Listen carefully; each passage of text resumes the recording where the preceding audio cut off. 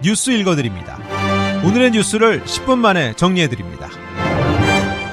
오늘은 2024년 5월 24일 금요일입니다. 미국과 한국의 주요 뉴스를 읽어드립니다. 오는 2026년부터 캘리포니아주 마켓과 소매업소에서 플라스틱 봉지 사용이 전면 금지될 전망입니다. 캘리포니아주 상하원에서 각각 발의된 캘리포니아 주 내 대부분 업소에서 재사용 가능 플라스틱 봉지의 판매를 전면 금지하는 법안이 지난 22일 통과됐습니다. 상원과 하원에서 각각 발의된 법안은 양원에서 다시 통과돼 개빈 뉴섬 주지사가 서명할 것으로 확실시되고 있습니다. 법안들은 현재 캘리포니아 주 내 대부분의 업소들에서 판매되고 있는 재사용 가능한 플라스틱 봉지의 판매를 전면 금지하고 소비자들이 직접 가져온 장바구니를 사용하거나 100% 재활용 종이로 제작된 종이봉지 사용만 허용하는 내용을 골자로 하고 있습니다.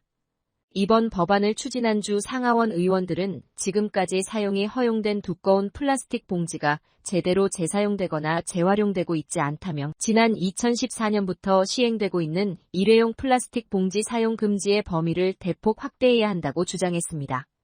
실제 지난 2014년부터 1인당 버려진 플라스틱 봉지의 양은 47% 증가한 것으로 나타났습니다. 11월 대선을 앞두고 성추문 입막음 돈 의혹 형사재판을 받는 공화당 대선 후보 도널드 트럼프 전 대통령이 과거와는 달라진 법정 태도를 보이고 있는 것으로 나타났습니다. 뉴욕 맨해튼 형사법원에서 진행 중인 이번 재판에서 트럼프 전 대통령은 눈을 감은 채 졸고 있는 듯한 모습을 자주 보였습니다. AP통신은 전문가들이 트럼프 전 대통령의 달라진 모습에 대해 적어도 어느 정도는 전략적인 태도라고 진단했다고 전했습니다. 유죄 판결을 받을 경우 투옥될 위험에 처하기 때문에 예전처럼 행동하는 것이 최선이 아니라고 판단했다는 것입니다. 하지만 트럼프 전 대통령이 졸고 있는 듯한 모습으로 보일 경우 문제가 심각해질 수 있다는 지적도 나왔습니다. 한 전직 검사는 트럼프의 태도를 배심원은 분명히 알아차릴 수 있으며 주목할 가치가 없는 것처럼 행동한다고 느끼거나 무례하다고 여길 수 있다고 말했습니다. 한 법대 교수는 트럼프가 이건 말도 안 되니 신경 쓰지 않겠다고 보여주기 위한 것일 수 있지만 도움이 되지 않을 것이라고 강조했습니다.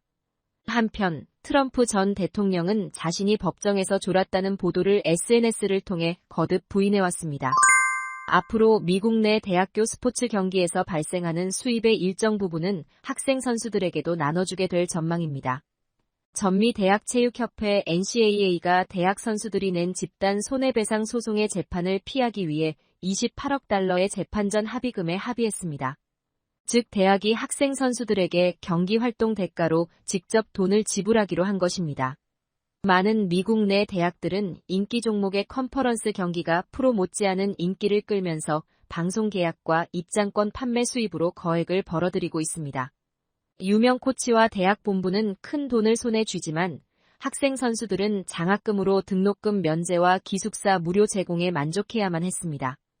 여기에 불만을 표한 대학생들이 집단 소송을 제기, 판결 전 대학교 스포츠 경기 협회 측과 합의를 이끌어낸 것입니다. 이번 합의로 대학교 인기 스포츠 종목의 학생 선수들은 프로 선수 수준의 수입을 올릴 수 있을 것으로 전망됐습니다. UN 최고법원인 국제사법재판소가 이스라엘의 가자지구 최남단 라파 공격을 즉각 중단하라고 명령했습니다. 네덜란드 헤이그에서 열린 심리에서 국제사법재판소는 이스라엘의 라파에서의 군사 공격 및 다른 모든 행위를 즉각적으로 중단하라며 가자지구에 있는 팔레스타인인의 생활 여건, 전체 혹은 일부에 대한 물리적 파괴를 초래할 수 있다고 밝혔습니다. 이번 판단은 남아프리카 공화국이 지난 10일 ICJ에 이스라엘의 라파 공격을 제지하기 위해 임시 조처 성격의 긴급 명령을 내려달라고 요청한 데 따른 것입니다. 오늘 결정은 전쟁 범죄 혐의로 이스라엘의 베냐민 네타냐후 총리 요아브 갈란트 국방장관에 대해 국제형사재판소가 체포영장을 청구하면서 더욱 주목받았습니다. 국제사법재판소의 추가 명령으로 이스라엘의 이행 여부와 별개로 가자지구 공격을 멈추고 휴전에 합의하라는 국제적 압박이 더욱 가중될 전망입니다. 한국 뉴스입니다. 내년도 의대 모집 정원이 지난해보다 1,509명 늘어난 4,567명으로 확정됐습니다. 한국대학교육협의회는 2025학년도 대입 전형을 심의 의결하며 전국 40개 의대 모집 정원을 전년보다 1,509명 늘어난 4,567명으로 확정했습니다. 정부는 의대 증원이 일단락됐다는 입장이지만 의료계는 한 목소리로 반발했습니다.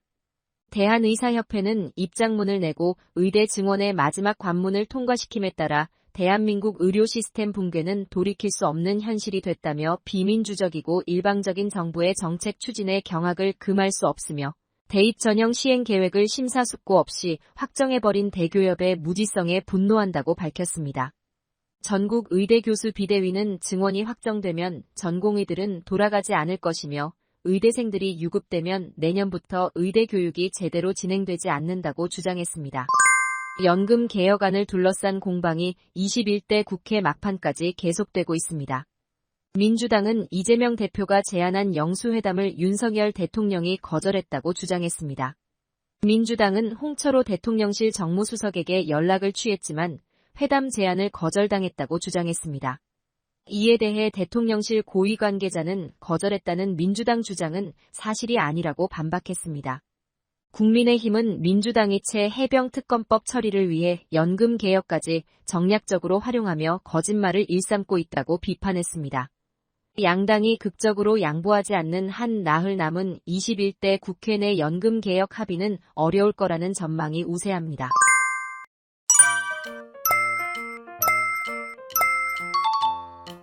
끝으로 날씨입니다.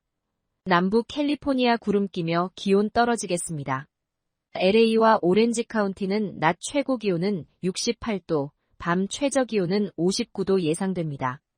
밸리와 인랜드 엠파이어 지역 낮 최고 기온은 68도, 밤 최저 기온은 54도 전망됩니다. 해안가 지역은 낮 최고 기온 62도, 밤 최저 기온 54도 예상됩니다. 산간 지역 낮 최고 기온은 60도, 밤 최저 기온은 35도, 사막 지역은 낮 최고 기온은 73도, 밤 최저 기온은 53도 전망됩니다. 오늘의 뉴스 읽어드렸습니다. 고맙습니다.